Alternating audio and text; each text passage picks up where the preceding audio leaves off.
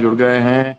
आपको आदाब हुजूर। और ये जो बात हुई आज अभी आईडी खजूरिया साहब ने और कश्मीरी जी ने बताया कि कश्मीरियत को किस तरीके से संरक्षित करने वाला ये एक मेला बना हुआ है। भारतीय संस्कृति में मेलों का इसी तरीके का जो है एक असर रहा है और ये देखा गया है कि ये सांस्कृतिक एकता जो है मेले पूरे देश के स्तर के ऊपर करते रहे, लेकिन यहाँ पर खीर भवानी के अंदर इसका एक विशेष महत्व है। आप इसे कैसे देखते हैं? विशेष तौर पर मैंने देखा कि मुफ्ती जी ने भी इसके ऊपर, उमर अब्दुल्ला ने भी इसके ऊपर, फारूक अब्दुल्ला ने भी इसके ऊपर, तमाम सारे धर्म गुरुओं ने भी जो है इसके लिए जो है शुभकामनाएं दी हैं, जो कश्मीरी पंडित हैं उनके लिए।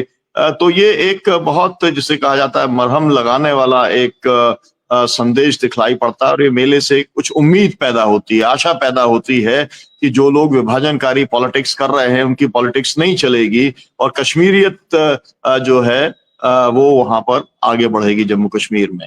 जी बशीर आरिफ साहब, आप अनम्यूट कीजिए।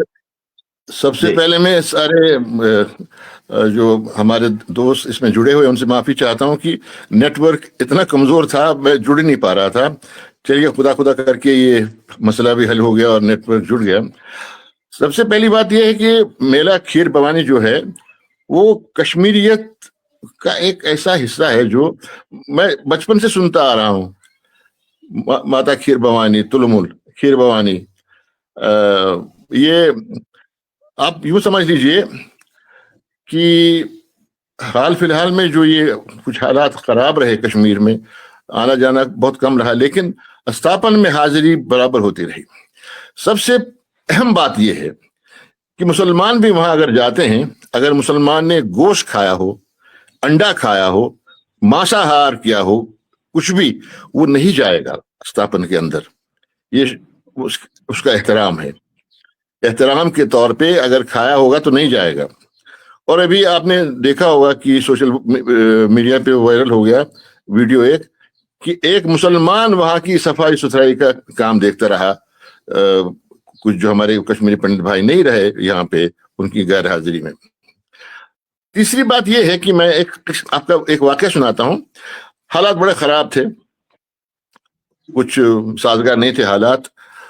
मेला खीर भवानी का दिन था, मेरे बच्चे को मुंबई जाना था, मैं उसको एयरपोर्ट छोड़ने के लिए गया था सुबह 5:30, उसकी 7 बजे की फ्लाइट थी। मैं जब वापस लौटा तो रास्ते में मुझे एक आदमी मिला, उसने कहा आज हमारी गाड़ियां नहीं चल रही, मैं मेडिकल इंस्टीट्यूट में काम करता हूं, मुझे जरा, मैं इलाही बाग में रहता हूं, मुझे जरा वहां छोड़ दीजिए। मैंने कहा मुझे चलना ही है, चलो आगे बैठ जाओ गाड़ी। और जो ही मैंने उसको मेडिकल इंस्टीट्यूट के गेट पे छोड़ दिया तो मैं अब घर की तरफ मुड़ने लगा तो एक बुजुर्ग आदमी पजामा कुर्ता पहना हुआ, कमीज, कुर्ता नहीं कमीज पहनी हुई और हाथ में एक झोला और चप्पल पहने हुए मुझसे कहने लगा ये तुलमुल की बस मुझे कहाँ मिलेगी, कमजोर आवाज में। मैंने कहा तुलमुल की बस आपको वहां मिलेगी, सामने मुझे अड्डा है, वो कम से कम 200 गज था दूर। मैंने कहा ये बुजुर्ग आदमी कहाँ जाएगा पैदल। मैंने कहा आजा गाड़ी में बैठ जाओ। मैंने उनको वहां उतार दिया तो एक शख्स को कहा कि ये तुलमुल जाना है, इनको जो बस आएगी इनको बिठा देना उस बस में। वो कहने लगे बसें यहां से नहीं आ रही हैं, बसें जा रही है उधर 90 फीट से, दूसरे रास्ते से, थाने के पीछे से जा रही हैं वो। मैंने उनको कहा वापस आइए, बैठिए गाड़ी में। आए और बिठा दिया मैंने उनको गाड़ी में। अब यहां से जज्बाती कहानी शुरू होती। मैंने जब उतारा उनको तो वहां पे 2-3 लोग खड़े थे कश्मीरी। मैंने उनको कहा कि तुलमुला की बस आएगी तो इन बुजुर्ग को उसमें बिठा देना। मैं चल पड़ा, मेरा घर वहां से 15 मिनट के रास्ते पे, 10 मिनट के रास्ते पे। मैं आधे रास्ते में रुका, मैंने सोचा ये बुजुर्ग आदमी अकेला बस का इंतजार कर रहा है, मेरे अब्बा की उम्र के हैं। एकदम से मेरी आंखें भर आई, मैं वापस मुड़ा। मैं वहां गया तो मैंने उनको बोला, मैंने कहा पंडित जी सुनिए, आइए, आए। वो घबरा गया, पता नहीं कोई उग्रवादी तो नहीं है, मुझे बुला रहा है। आके मैंने कहा बैठिए, तो बैठ गए। मैंने कहा चलिए चलते हैं, पहले घर चलते हैं, आप कुछ नाश्ता कीजिए। कहना नहीं नहीं नहीं नहीं, वो और घबरा गया। मैंने कहा इनकी घबराहट को दूर करें। मैं चल पड़ा। हमारे यहाँ से जो बचपुरा है वहां से लगभग 8-9 किलोमीटर, 10 किलोमीटर दूर है तुलमुला। मैं चल पड़ा और रास्ते में मैं रो रहा हूँ ये मुझसे कह रहे हैं आप क्यों रो रहे हैं? मैंने कहा कुछ नहीं, मुझे ऐसे लगा कि मेरे ही वालिद बेसवरो सामानी की हालत में सड़क पे खड़े हैं और बस का इंतजार कर रहे हैं, तो मैं इनको अकेले कैसे छोड़ दूं। अब देखिए अल्लाह का करम, वहां पे वन वे ट्रैफिक था, यानी यहां से आप जाएंगे दूसरे रास्ते से आएंगे। जिस रास्ते से वापस लौटना था जो श्रद्धालु थे, मैं उसी रास्ते से निकल पड़ा। किसी पुलिस वाले ने मुझे नहीं रोका, मैं सीधा जाके अशराफन के बाहर रुका, गाड़ी रोकी, नीचे उतरा, कुछ यार दोस्त भी मिले, उनसे मैंने कहा ये कश्मीरी पंडित हैं, ये बेचारे बहुत दूर से आए हैं, तो मैंने इनको यहाँ उतार दिया। वो मुझसे उतरते वक्त कहने लगे मुझे कितने, मैं कस पहुंच, मुझे कितने पैसे देने हैं। मैंने उनको गले लगाया, मैंने कहा कोई पैसा नहीं, मेरे लिए बस दुआ करना। ये कश्मीरियत आज भी जिंदा है। कश्मीरियत आप ऐसे मत टटोलिए कि मजमूई तौर पे, कुलहुम तौर पे आप डिसाइड करेंगे कि एक गलती होगी तो सारे ऐसे होंगे। सारे कश्मीरी पंडित खराब नहीं है और सारे कश्मीरी पंडित अच्छे भी नहीं है। सारे कश्मीरी मुसलमान खराब नहीं, सारे कश्मीरी मुसलमान अच्छे भी नहीं है। होता है एक आध ब्लैक शीप रेवड़ में। तुलमुला एक प्रतीक है, एक अलामत है भाईचारे की। मुझे याद है हमारे बचपन में सबीलें लगती थी, पानी पिलाने की जगह होती थी, साहिबान लगते थे, वहां पे पानी पिलाया जाता था, जूस पिलाते थे, शरबत पिलाते थे लोग घरों से निकल निकल के श्रद्धालुओं को, और आज भी आ रहे हैं। दुआ करते हैं कि ये सिलसिला जारी रहे और तुलमुला की ये बहारें चलती रहें। और दूसरा ये है, आज ही हजरत शाह हमदान का उर्स मुबारक भी है। आज जिलहज की 6 तारीख है और हजरत शाह हमदान का उर्स मुबारक भी आज ही है, और वहां भी श्रद्धालु गए हैं। सब जगह दुआएं होती हैं मुल्क के खैर के लिए, अवाम के खैर के लिए, बनी नवा इंसान के खैरियत के लिए। कोई ये नहीं चाहेगा कि, कोई अकीदा ये नहीं कह रहा कि दूसरे अकीदे को आप नफरत की निगाह से देखो, नहीं, कोई अकीदा ये नहीं कह रहा। हमारे नबी कहते हैं कि मैं रहमतन लिल आलमीन हूं। आलमीन में सब आते हैं, हिंदू, मुसलमान, सिख, ईसाई, बौद्ध, पारसी, जैनी, सब आते हैं। वो अपने आप को, उनको रब्बुल मुस्लिमीन नहीं, रहमतुल लिल मुस्लिमीन नहीं कहा गया। रहमतुल लिल आलमीन, तमाम जगत के लिए, तमाम बनी नवा इंसान के लिए वो रहमत है। इसी तरह रब्बुल आलमीन है, तमाम आलमीन का रब, रब्बुल मुस्लिमीन नहीं है, वो सबका है। तो आप भी दुआ कीजिए कश्मीर में बहारें लौट आए, और वो फिल्म बनी थी ना, बहारें फिर भी आएंगी, तो बहारें आए। और ये जो हमारे कश्मीरी पंडित साहब हैं, ये भी जरूर वापस, और मुस्कुराहट फैले। आपने बहुत भावनात्मक स्तर पर अपना खुद का जो आपने अनुभव आपने बताया, वो दिल छू लेने वाला था। और वास्तव में यही कश्मीरियत जिंदा है।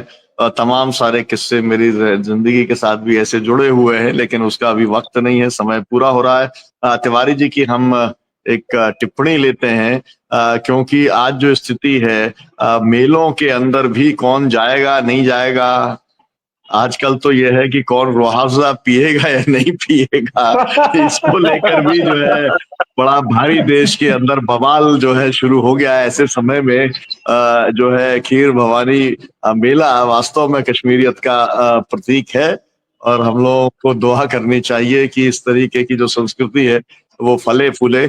आपकी आखिरी टिप्पणी डॉक्टर आनंद प्रकाश तिवारी जी।